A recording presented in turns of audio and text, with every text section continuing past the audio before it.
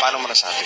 Bakit ka pa na-interesadong magnegosyo yung ganda na trabaho mo? Kasi may sinabi sa akin ng father ko na hindi ko makakalimutan. Ano yun? Walang yumayaman sa pagiging empleyado. Paano mo nasabi? Pag sa pagiging empleyado, kahit anong effort mo ng trabaho, pag yun yung sahod mo, tatanggapin mo 15-30. Secured ka na dun eh. At least kahit paano, sa empleyado, sinseras katapusan may sahod ka. Yes, boss. Sa pagiging negosyante, walang retirement pay. Paano mo nasabi na walang yumaman na empleyado? Sa mga nakita ko pong mga nag-retire na government employee, mga nauna sa akin. Yes. Ano yung observation mo? Pagkakuha nila ng lump sum ng retirement benefits nila, nauubos lang din. Hindi nakapagpundar ng negosyo, walang bahay, umuupa, umaasa sa mga anak, umaasa na lang sa pension. Maraming tao nabubuhay sa tinatawag natin na rat race. Yes. Yung gigising ka ng umaga, makikipagsapalaran ka ng maghapon, pag uwi mo, matutulog ka, kinabukasan, yun paulit-ulit ang gagawin mo over the years para lang mabuhay ka. Umiikot ka lang sa isang sirkulo ng buhay na walang progress. Yes, boss. Na walang development. While it's true na mayroong increase sa mga sahod, pero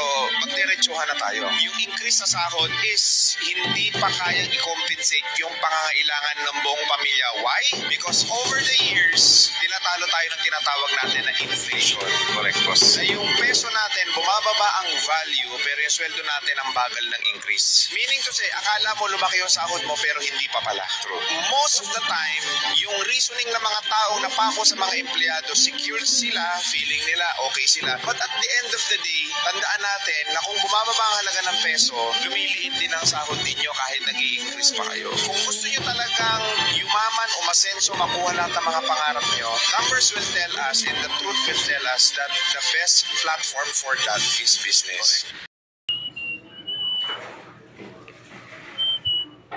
Escalon. Finish na siya guys. Finish na. Sana all.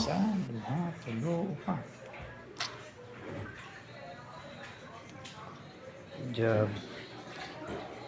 Mana tong